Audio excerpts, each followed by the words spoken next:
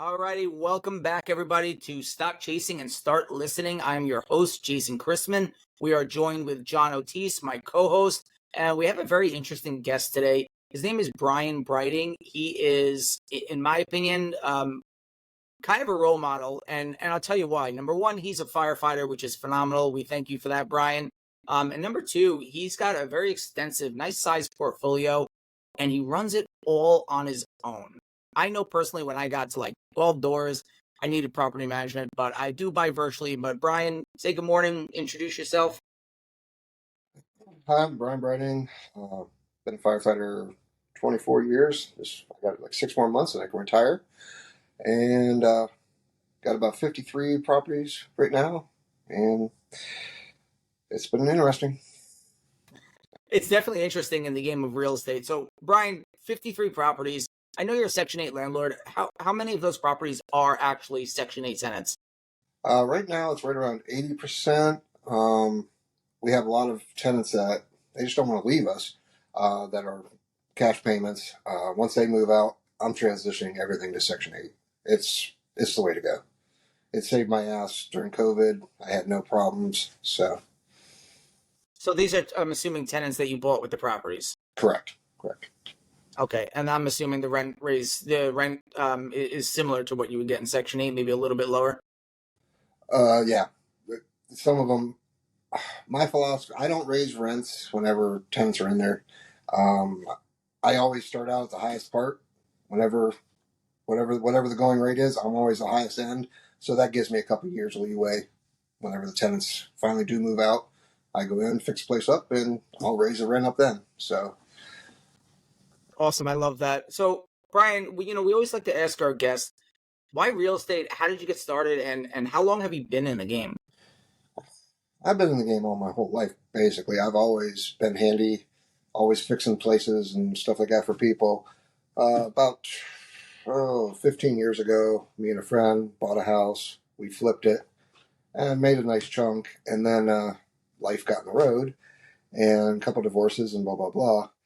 And then me and my current wife, she had a couple rentals before with her ex-husband.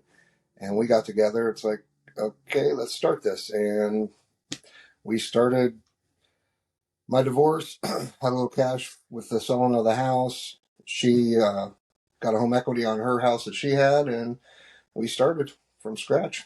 So Did you house hack to get started, Brian? Yeah, we did. Actually, the house she was living in was a duplex, and we lived on the first floor. Had tenants living on the second floor. They paid for everything, and that gave us opportunity for more cash flow to put into these other rentals. That's awesome. And, every single person that's in here right now, Brian, John, and myself, we all are in real estate. Collectively together, I want to say about 125 plus properties, which is good. It's a good starting point. Myself, for my audience who does know me, I started basically all over about a year ago, sold everything I had here in New York, started investing outside of New York, which I wish I did 7 years ago, but I didn't. So as everyone knows, we do have John Otis here. John, say what's up. How you doing, guys? How's everything?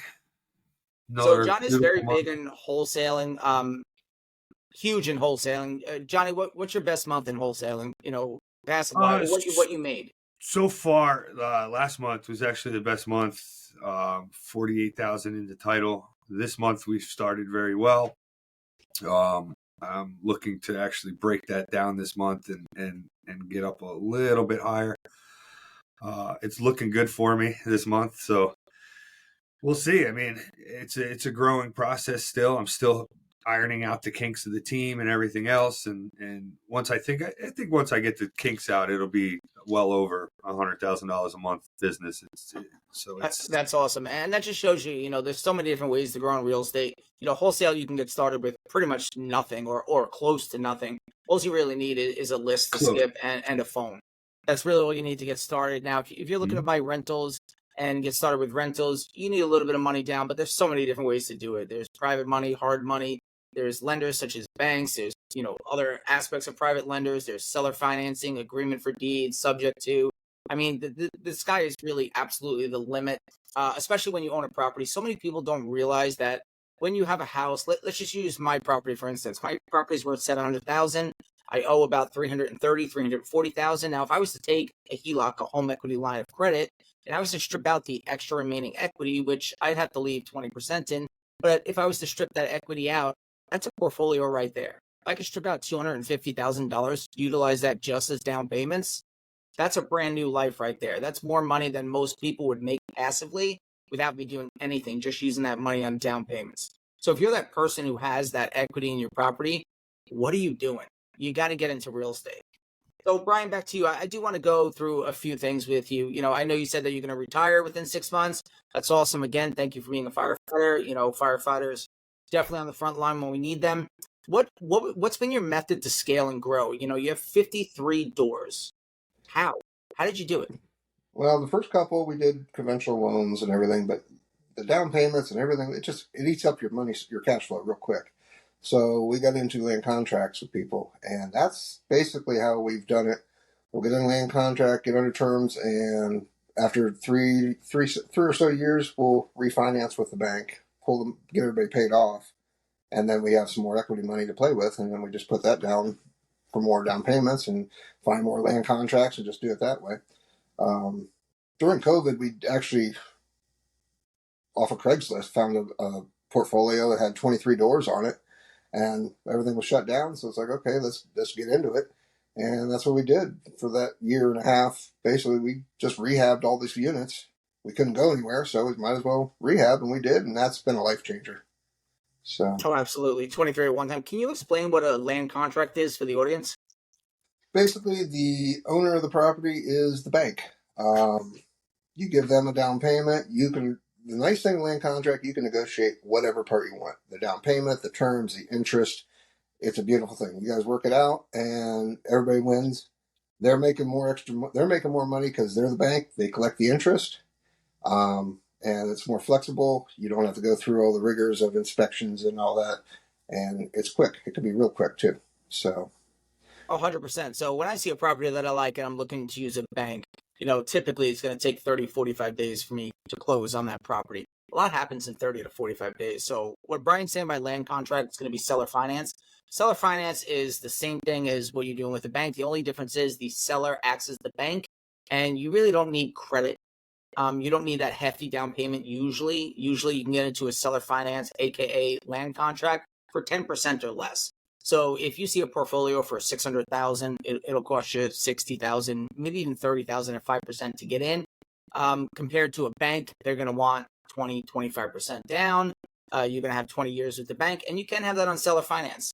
So I've seen plenty of people lock down deals on terms that were 20 years, 30 years. Usually when I'm doing a seller finance deal, I'm doing 5 years. The reason for that is I'm buying a property that's a distressed property. I plan on refining out of that property within the first 6 to 12 months. Now, Brian, is that something that you do? Do you build sweat equity in these properties? And do you leave that sweat equity, or do you strip it out to use it to reinvest? it's about half and half right now. Yeah, we do all our own work. So I'm greedy. I don't contract out on anything. In fact, well, just today I had a contractor come for drywall. I'm giving up a little bit here, but no, we do everything ourselves. So It looks like you're at a job site right now. I am. I'm in the apartment building. This is the last unit. Everything got shoved to this last unit, so now we're trying to go through and organize and get this one ready to go. This apartment building was just like it was one of the doors that we bought in COVID during COVID during that land contract deal. It's in a 7-unit apartment building, and once we get all of them done, like I said, this is the last unit to do. I'm going to be making $8,000 a month on that, just as one building. So that's amazing. So a lot of people who follow me on here, or they're in my group, the Investor Circle, they know I'm very big on the 1-to-1 ratio. So I'm going to explain the 1-to-1 ratio to you. So I like to keep my tax, mortgage, and my insurance below my prospective cash flow. Now, I say prospective because we don't really truly know exactly down to the dollar what we're going to get until the deal's done. Especially with Section 8, you're negotiating rents. So it does fluctuate within $50. Could be even $100. So when I'm doing this, let's just say my taxes, mortgage, and insurance is at 400. I want my payment to be my cash flow 400 or higher. Just so if I have 100 units, 50 of those units not performing, I'm still making money. Do you follow a very similar rule to that, Brian? yeah, the cash flow has been weird. I mean, I got into this about 7, 8 years ago, And if you made $200-$300 a door, you were doing great. I mean, now we're up. I mean, $500-$600 a door is the norm now. Yep.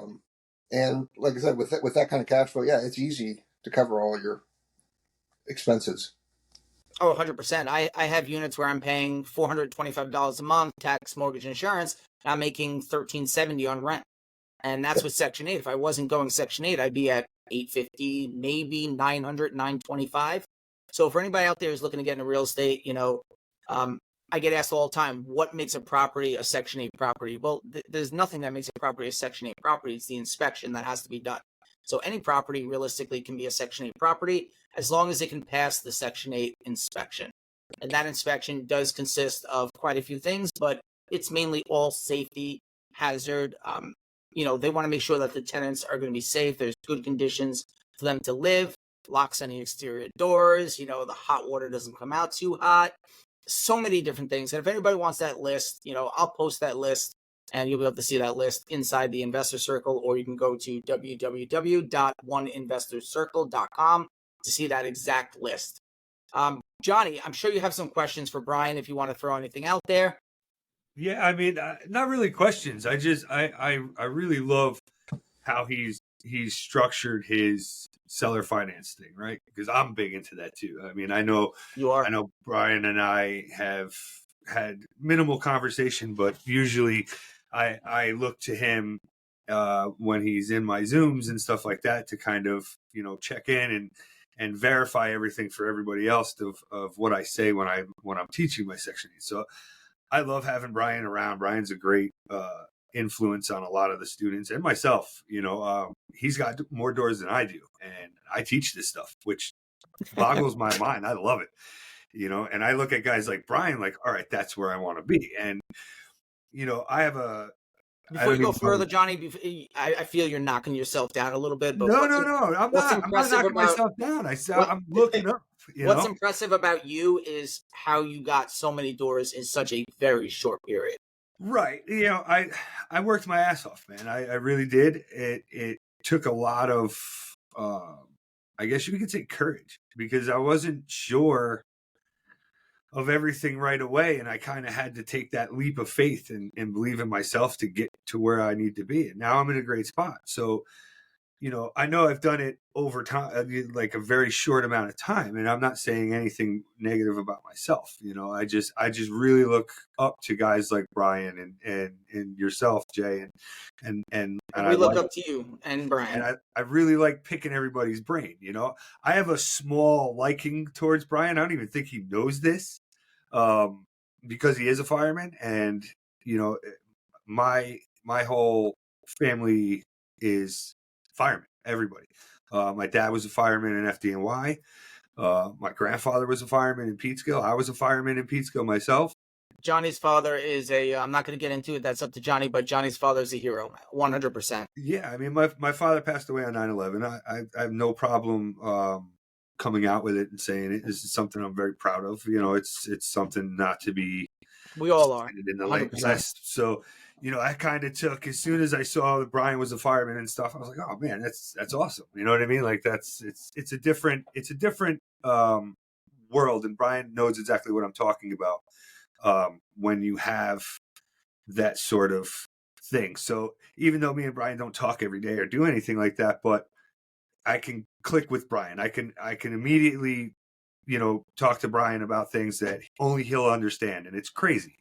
But, having people like that in a community is just a beautiful, beautiful thing. I would have never met Brian otherwise, but yeah, I mean, his way of doing things and getting these land contracts and the seller finance deals, that's something that I love to do. I'm hunting those deals constantly. I love dealing with them. I love going out and trying to get them locked in and ready to go. And that's a big reason why I'm doing the wholesaling, because I'm going to take all of the money that I've been making out of this. And you think 19 doors in a year was fast. Wait till you see what I do once I start getting these paychecks from these things, and that's really where I'm at with it. Like, I can't wait to start pulling a little bit of money from the wholesaling company and doing all that stuff and buying, decent sized properties and, multifamilies and stuff like that, all on seller finance. Are you going to be going Section 8, Johnny, or? Absolutely. I don't think I have one unit right now that's not Section 8, but he's a good paying tenant. So I won't get rid of him. He pays on time. I never have a problem. It's not enough money for me to justify myself on getting rid of a tenant who's paying on time and paying, doing all that stuff just to put in a Section 8 tenant for $100 more or $200. No, I agree. I have an offer out for seven doors right now, 7 properties. Sorry, 8 doors, and none of them are Section 8 tenants, but they're all very close to that mark. 3 of the units are vacant. 5 of the doors do have tenants in them, but what I'd be getting for Section 8 is like $1,000, and they're paying like $925, $950. Yeah, there's no point in getting rid of them at that point, as long as they pay. As long as they pay, I have no issue. Even if it takes 5 years to get, that's fine. Right. I'm not in the business of giving people, kicking people out of their home. Nope. For no reason, just to make an extra $25, $50, even $100, I won't do it. Right. Not even that. Like, once he moves, you're going to have to go in and do a little work anyway. So you're going to lose a little bit of time there and everything else. So I'm not big on the whole, all right, you got to go now and let me do what I got to do just to get an extra $100. That's poor business. 100%. And I know, Brian, you wanted to say something. I know you're against that. No, exactly. I don't kick people out. I mean, as long as they're paying, they stay. Because it's a hassle. I mean, by the time you get them out, like you said, you got to do the rehab and then re-advertising. You're losing a couple months, no matter what, a rent. Just to make an extra $50, $100, whatever, it's not worth it at all. I got a couple that they're way below what they should be paying, but they're great. I never even hear from them. I haven't heard from the one tenant in 2 years. I just keep getting the paycheck, so it's not worth it. So Now, Brian, what do you use? So I use Turbo Tenant. I like Turbo Tenant. It's simple. It's effective for me. What do you use as goes to take care of all these properties? Since you're doing it yourself, what platform do you use? We use Buildium.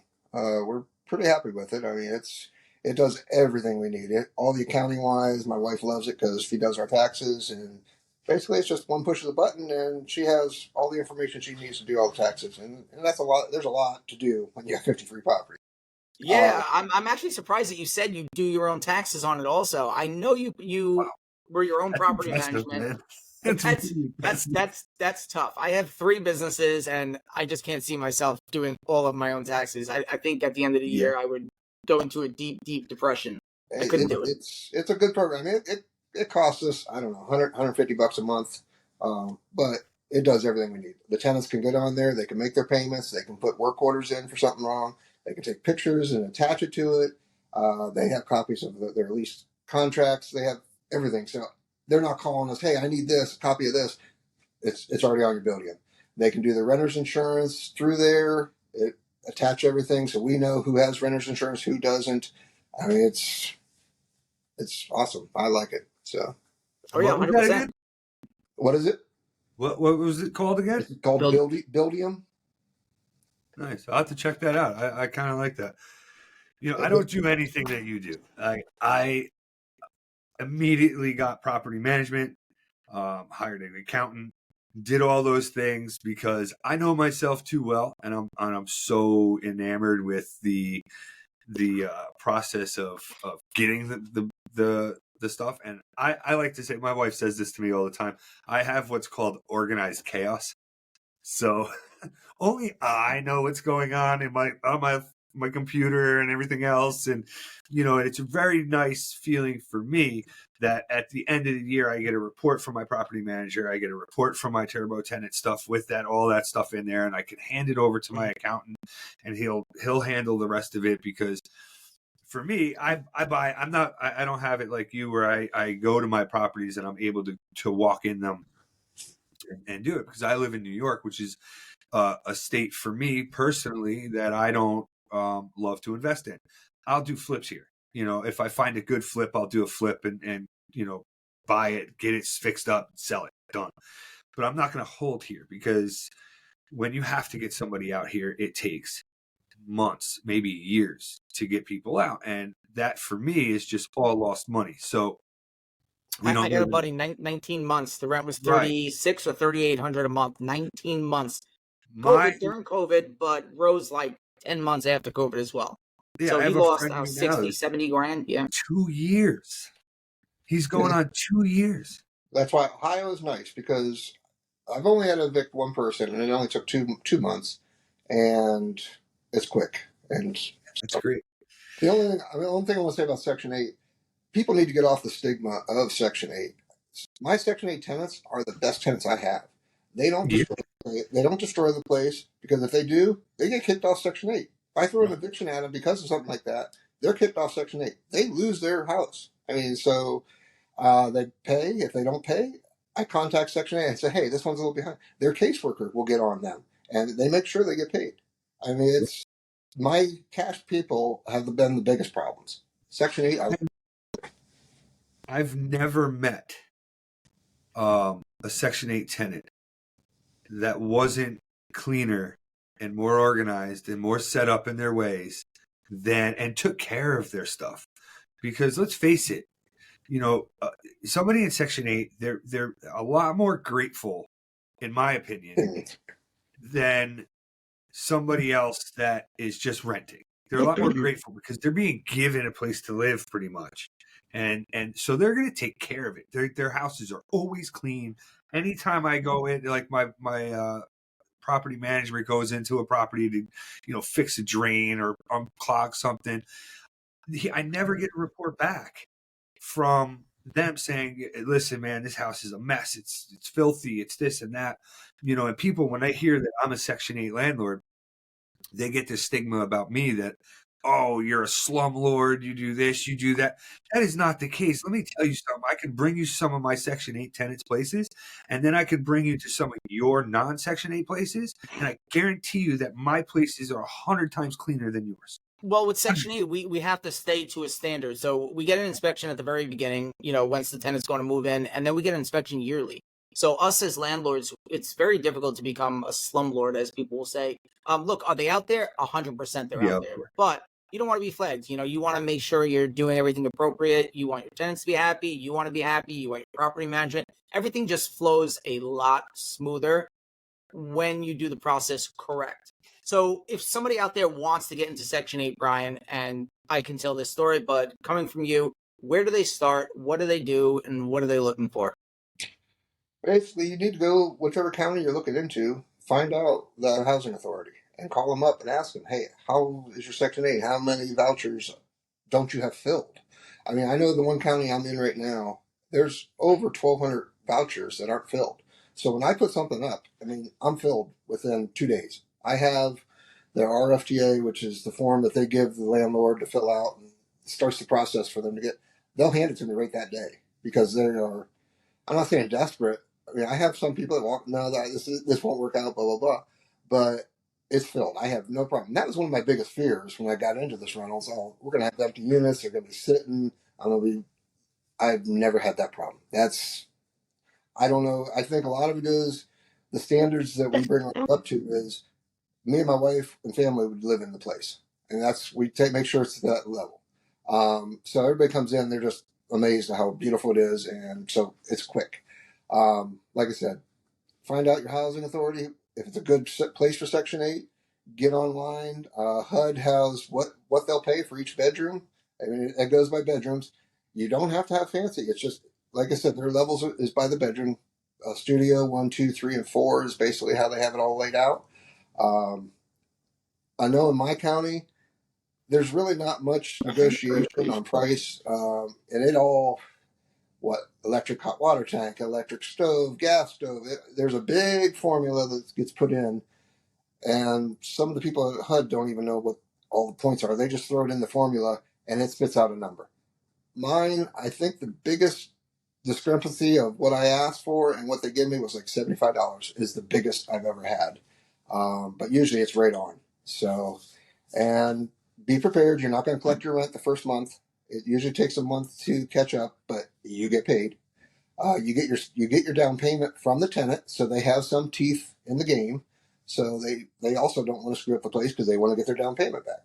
So, and 100%. they come in, they do the inspection. Well, like I said, we have a really good relationship with the inspector here. I just leave a lockbox on the door, I'll give him the code. He comes in. He'll text me, hey, I passed. And I get the official paperwork a couple of days later. And then the tenant can move in once they sign the lease, which as soon as I get the okay that it's inspected and pass, we have them sign, we send it back into Section 8, and they're in. I mean, it's a quick 2 weeks is probably the normal time. By the time I put it up, get people looking at it, inspection, and they're moving in.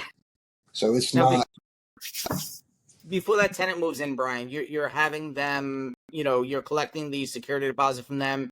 You're switching utilities over because they will have to be in your name for the inspection. So the utilities are being switched over to the tenant. And what else are you doing? We whenever they give the deposit, we make them do a deposit to hold agreement, which basically they're not going to be able to back out of the deal. If they do, they're going to lose their security deposit. So that gives us a little bit of protection. And in those couple of weeks, something can happen, whatever. If something happens with Section 8, yeah, we'll give their money back. We're not scumbags like that. But if they want to back out, no, I held the place for you. I'm getting ready. In this deposit to hold, like I said, it states that that's deposit to hold will be turned into their security deposit when they sign the lease. And they have to turn whatever utilities for each unit. We have that all laid out. They have to get renter's insurance. And that's usually about it. They have to present all those things to us to make sure everything's done before we hand the keys to them. So I mean, when we give them the keys, we walk away. We don't have to do anything else. So. Well, you heard it here from someone who owns 53 properties. 80% of them are Section 8. I know myself for over 6 years, I didn't have one single Section 8 tenant. I had higher end tenants here in New York, $3,200 to $3,800 a month. And they would call me for a light bulb. I mean, the silliest things, oh, there's a little indent on the wall. Can someone come and spackle it? Like literally a drip in the drain that dripped every hour. The tiniest things I would get phone calls with. My Section 8 tenants, I don't get that. Now, I've been a Section 8 landlord for a little bit over a year now, and I don't get the headaches. I don't get the issues. And I know you said you really don't either. So No. that whole, stipulation of slumlords, tenants destroying your place, personally, I can't speak for everybody else, but Johnny doesn't have a problem. I don't have a problem. And Brian, you don't have a problem. 3 of us here, 100% of this panel does not have an issue with Section 8 tenants. What I love about it, guaranteed rent. Most of my tenants pay under 10%. So HUD's going to pay anywhere from 70 to 100%. That depends on the tenant, their situation, their financial aspect, how many people are in their family. And you get paid based off of 2 main reasons, zip code and the bedroom count. So if you have a $50,000 property that can pass inspection and is turnkey, it doesn't have to be updated. You don't need to go above and beyond. You can get $1,300, $1,400, even $1,500 rents depending on what county and what town that you're in. This is the game. When people are saying it's hard to cash flow today, they are not Section 8 landlords. Yeah. It's easy to cash flow right now. I mean, real estate went crazy, but once COVID hit, yeah, it's more expensive to buy the places, but the rents are more expensive. So I mean, it equals itself out. Interest rates right now, I don't care. I mean, when we do go conventional, refinance out these land contracts, yeah, our interest rate's a little higher right now. I don't care. The renter's paying it. It's not coming out. I'm not paying it out of my salary, basically. And the renter's paying it. So it makes it equals itself out because your home's worth more, you're paying more interest. So you can get more equity out of it. So it all works out in the end. Oh, 100% does. And even if the cash flow isn't fully there right now and you're making $250, $300 next year, I mean, just in the rent raise increases that I've had from 23 to 24, I'm looking at like $175, $180 a door without me doing anything. That's just with me refiling for a rent raise increase. That's not me putting additional money into it. You can make that money. Just because you're not making it today doesn't mean tomorrow won't be a better day. On top of that, you have property appreciation. You have the pay down period. You could build sweat equity into properties. Real estate, you can make money in 4 or 5 different ways on one single property. And that's what creates millionaires in today's market.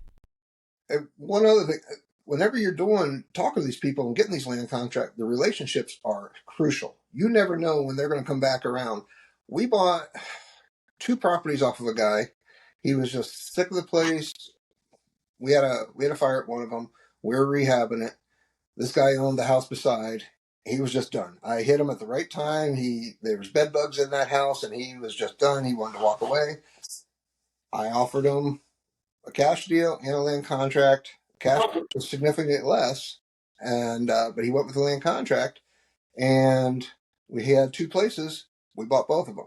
We paid them off early because the land contract was an awesome deal for us, and we moved up to Portage County now. The girls were going to school up here, so we're driving back and forth, back and forth. We see this big, beautiful house that we've always wanted, and my wife saw the grass is getting tall last summer. So she looks it up and sees the name. She goes, I know, we know the name. And it was that guy that we bought two land contracts off of 7 years ago. This guy owned this house. We had his number still, so it was an easy contact. And we contacted him, and he goes, I just got done talking to my accountant. I need to do something with this house. We're not living in it. I come up here during the summer to work on it, and it's just too big. I got another land contract out of him, $5,000 down, 5-year, 5%. I paid like $2.25 for this house. It's going to be worth $650 to $700. I got to put about $100,000 into it. Wow. All after just a relationship, because he knows what I did with his two places that we bought. He loved it. He's seen them. He's driven by them. He knows what money and equity we put into them, and he knows this house. He has some sentimental value to it. He knows it's going to be taken care of. So it's all relationships. Is that a flip for you, Brian, or are you going to live in it yourself, or are you going to rent it out? What are you doing with We're it? going to live in it. This thing has so much character. It was 6-bedroom, 3-bath, 1906, has all the original woodwork, everything. So it's beautiful. It's huge, like 6,000 square foot house. It's crazy. So yeah. Welcome to real estate, everyone. So I do have somebody here in the audience. I'm not sure if you guys can see the audience. They did ask, if you had, and I'm assuming this is the amount that they had, if you had $50,000 in cash with a 650 credit score, how would you get started today? Anybody on the panel can answer it. I'll let you guys go first, and then I'll answer it. I'll let Brian go first, and then I'll jump into what you could do with that kind of money. With 50,000, it depends what type of properties you're getting. I mean, but if you can get the down payments and they're pretty much turnkey, and you only have to put in a couple grand just to get them up to levels that you need, you're looking at 6-7 properties right there easily, because you can use five grand for down payments if you can talk your way into it. Which a lot of people, they don't want the inspections, because these inspectors will nitpick everything, and then they got to come back through, fix this, fix that. And if you're handy at all, or if you have a good property management that can come in and do it cheaply for you, you got 6 or 7 properties right there. Absolutely. 100%. Johnny? I would do a number of things with that. That's a beautiful starting point. It is a wonderful starting point. The first thing I would personally do is I would buy one property with some sweat equity. You got to put some money into the property. You get the property on terms, like Brian said, about 5 grand down.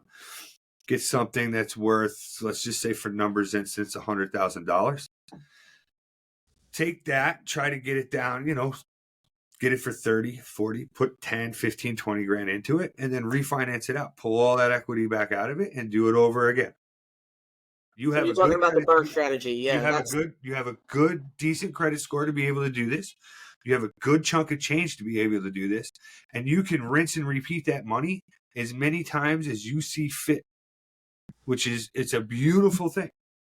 Either one of these strategies that we just said, you can do. You're in a good situation. There's people out there in way worse situations than you that are making money in real estate. I'll tell you honestly, my credit score sucks. Every property that I own is seller finance deal. Every single one of them. I do not have one property that I own conventionally. Every single property that I have, my entire way of life in real estate is through seller finance. So you can find deals. $50,000 with that kind of a credit score, you can do things that nobody else, or I'm not going to say nobody else can. You're ahead of the game. You're already ahead of the game.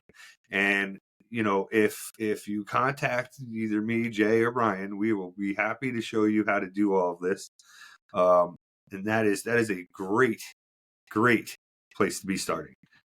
All right, so I agree with both of you 100%. So I was going the burn method. I have two methods. So I was going to go the burn method. I would do an 85, 90% LTV on a $100,000 property. My portion would be 10, 15, 20,000 down. I would get the rehab done on the property in 50, 60,000 with an ARV of 250.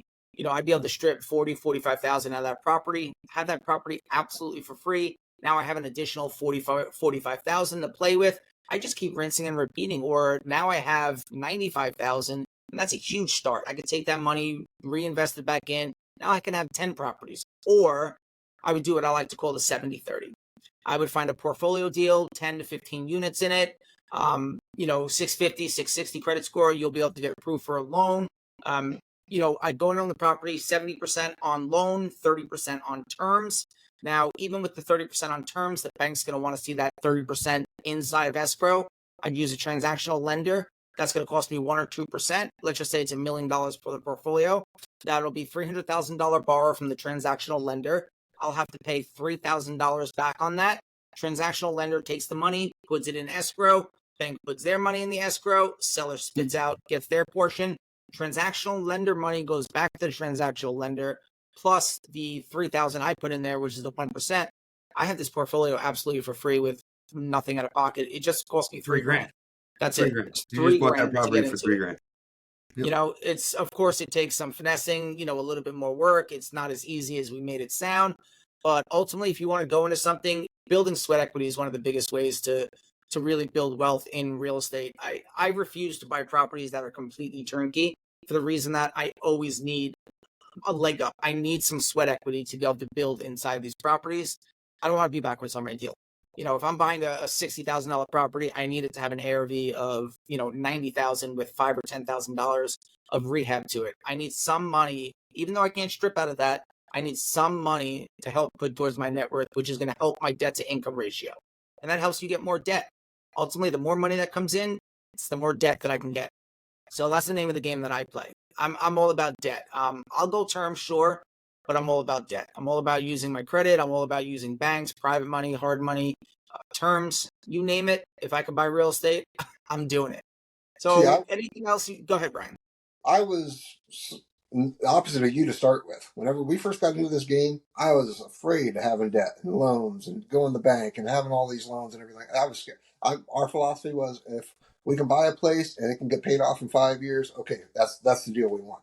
And now you get in the game, I don't care about the debt. I don't care about the loans. I don't care, because it's not your money. And once you get big, you have enough properties that, okay, somebody doesn't pay, oh, what am I going to do for the mortgage? You don't care, because you have enough of the other properties that's going to cover that mortgage. So, like I said, I used to be scared. Now I don't care. Like, we bought this 23 unit deal. I think it was like for $700,000. 2 years later, I got a $1.2 million loan on it. Paid off everything. Paid off the credit cards that we used to fix up some of the properties, and I had $100,000 cash that I just played with. We bought other properties with it. So the debt part is not a problem. And one other thing Johnny said on his thing, buy your first property. Stop giving excuses. Get your first property. You'll make the mistakes, but you'll learn. And one other thing on this is, there's no reason you'll make a lot of the mistakes like we had to. Like I said, Jason has that Discord group. It's great. You can throw any deal you want out there. We'll look at it. Yes, this looks good, or no, don't go with that. That for this reason, this reason, this reason. If I would have had something like that, I would have been the Tom Cruise of and when we first started. I mean, 100%. Yeah. But the thing is, you got to get your first property. Stop giving excuses. Oh, I'm afraid of this. Just do it. I mean, run it through. Talk to people that are in the game. We love helping people out. I mean, that's what you do, and they'll let you know if it's a good deal or not. And go. You got to get the first one.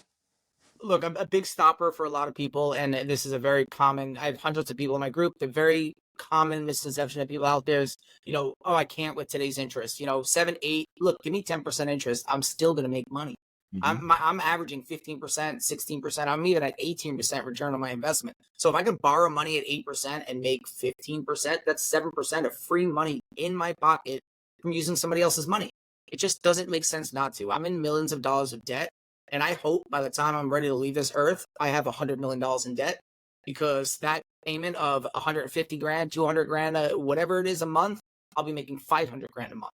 So it's all about the numbers, right? When you're getting in real estate, it's about the property. It's about the tenants you put in. Of course, vetting is important, but it's all about the numbers. Your properties will appreciate. Even if it goes down next year, give it time, 5 years, the property will be worth 20% more than what it is. My personal residence, this is the house that I reside in, my family lives in.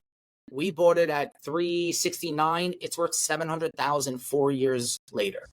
4 years later, that's a free 300,000 and change of equity I have for nothing. And maybe I put 40 grand, 50 grand into the house.